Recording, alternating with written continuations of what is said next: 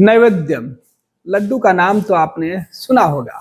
पटना के महावीर मंदिर में यह लड्डू फेमस है, लेकिन यह लड्डू बनता कहाँ से और बिहार में कैसे पहुंचा? तो यह लड्डू बालाजी में बनता है और वहां से यह लड्डू पटना आया और यहाँ हनुमान जी को भोग लगाया जाने लगा। बड़े पैमाने पर यह लड्डू पटना में बनने लगा और बिहार के बाहर के भी भक्त पटना हनुमान मंदिर जब भी दर्शन करने आते हैं तो यह लड्डू लेकर ही जाते हैं प्रसाद स्वरूप। लेकिन सोचिए कि इस लड्डू में जो घी का इस्तेमाल किया जाता है, उस घी में अगर गड़बड़ी की खबरें आए तो क्या होगा? लेकिन ऐसा हुआ। दरअसल जिस मंदिर और जिस भंडारे से यह लड्डू पटना पहुंचा, जहां के कारीगर, जहां के जो बनाने की पूरी विधि सामान तिरुपति बालाजी में इस्तेमाल होता था, वही सामान पटना में, अयोध्या में, अलग अलग जगहों पर, अलग अलग मंदिरों में सेम मटेरियल यूज होने लगा और बड़े पैमाने पर लड्डू प्रसाद के रूप में बनने लगा। और देश भर में जो भक्त हैं, जो ईश्वर को मानते हैं, जो मंदिर जाते हैं, वो प्रसाद के रूप में इस लड्डू को भगवान के भोग लगाने लगे, चढ़ावा करने लगे और भोग के बाद जो प्रसाद के रूप में उन्हें मिलता था तो वो लड्डू घर लेके जाने लगे। परिवार और इष्ट मित्रों के बीच प्रसाद वितरण करते थे। जानने वाले और रिश्तेदारों को लड्डू पैक करके भेजा जाने लगा। ये बरसों से सिलसिला चल रहा था और भरोसा लोगों का इस लड्डू पर, लड्डू की शुद्धता पर बनी हुई थी। लोगों का मानना था कि सबसे शुद्ध ये लड्डू है जो भगवान हनुमान जी को, भगवान बालाजी को ये प्रसाद स्वरूप भोग लगाया जाता है। लेकिन हम जो आपको खबर बता रहे हैं, ये खबर पिछले कई दिनों से आपको कई लोगों ने बता रखी है, इसलिए हम इस खबर के विस्तार पर नहीं जाएंगे, बल्कि इस खबर के बाद क्या कुछ देश भर में हुआ उसकी हम चर्चा कर रहे हैं।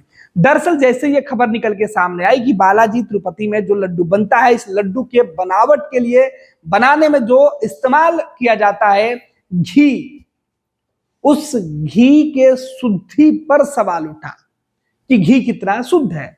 जांच हुआ और उस घी में मिलावट सामने आई। पशु वसा, एक तरीके से जानवरों के तेल, चर्बी का इस्तेमाल की खबरें आई।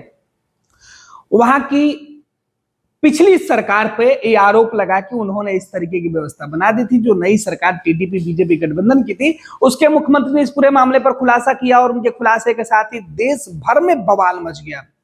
देश भर में सनातन और सनातन धर्म के लोग जो थे, उनका भरोसा डगमगाने लगा। अब उनके भरोसे पर खड़ा कैसे उतरा जाए, ये मंदिर प्रबंधन की सबसे बड़ी चुनौती होगी।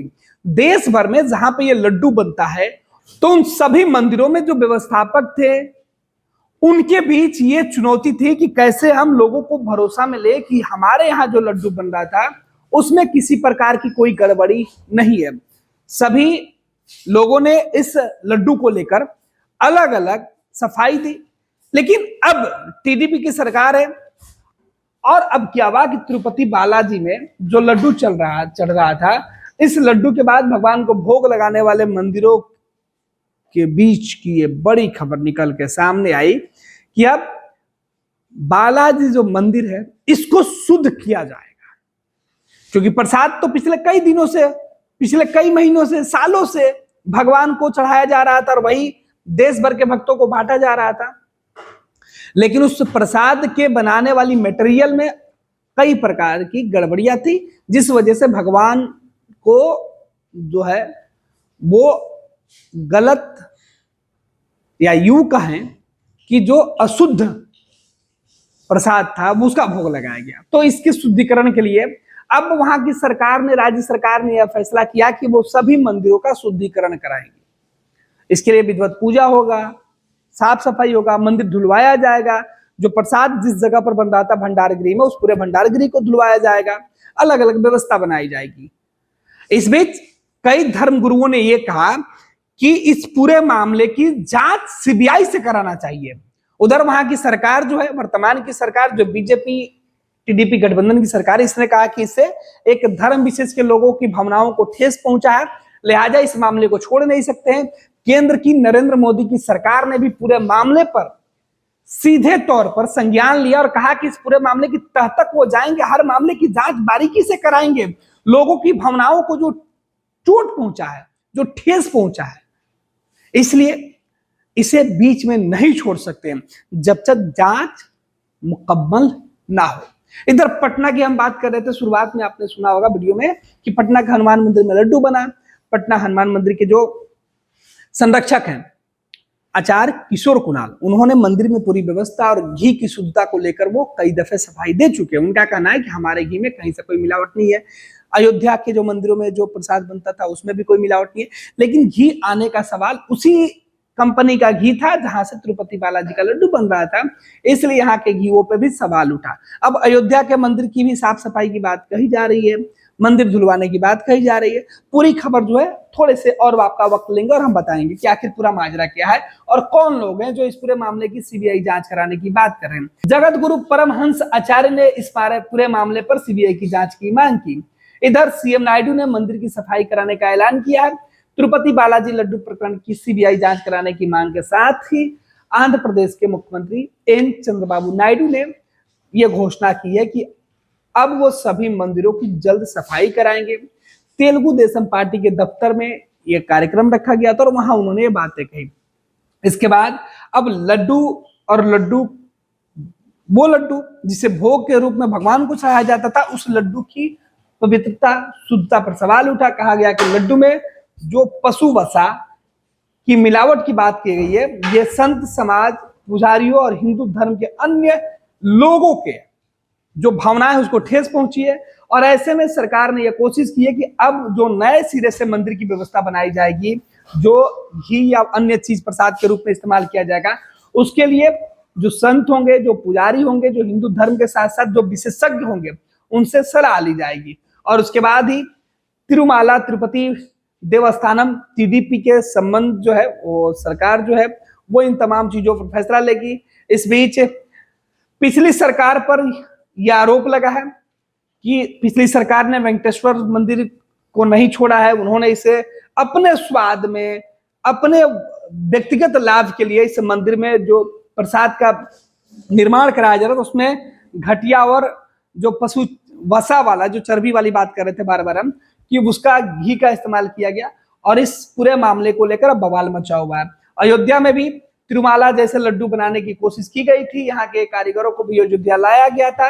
अयोध्या ही नहीं बल्कि देश के कई मंदिरों में तिरुपति बालाजी के जो मंदिर के अंदर प्रसाद बनाने वाले लोग थे, उन्हीं में से कुछ चुनिंदा कारीगरों को अलग अलग जगहों पर ले जाया गया और वो इसी प्रकार के मटेरियल का इस्तेमाल करते गए हैं। कहा जा रहा था कि इस तरीके से जो आंध्र प्रदेश में बवाल छिड़ा है, उस बवाल के बीच पूर्व की सरकार और वर्तमान की सरकार के बीच टकराहट है। हालांकि पूर्व की सरकार जगनमोहन रेड्डी की जो सरकार थी, उन्होंने कहा कि भाई ये पूरे तरीके से मामले को डाइवर्ट करने की कोशिश की जा रही है, धर्म के नाम पर लोगों को गुमराह किया जा रहा है। ऐसा कुछ नहीं हुआ था। मंदिर और प्रसाद के मामले पर वर्तमान सरकार को बदनाम नहीं करना चाहिए था, लेकिन वर्तमान सरकार ने जिस तरीके के खुलासे किए और जांच की जो रिपोर्ट आई उसमें इस बात की पुष्टि हो गई है कि जो घी का इस्तेमाल किया जा रहा था उस घी में मिलावट थी। तो एन चंद्रबाबू नायडू की जो सरकार ने जो दावा किया था, फिलहाल जांच की रिपोर्ट से देश भर में बवाल मचा और तमाम मंदिरों में चढ़ने वाले भगवान का प्रसाद सवालों के घेरे में रहा। फिलहाल अब भगवान को भोग लग चुका है, मंदिर अशुद्ध हो चुके हैं।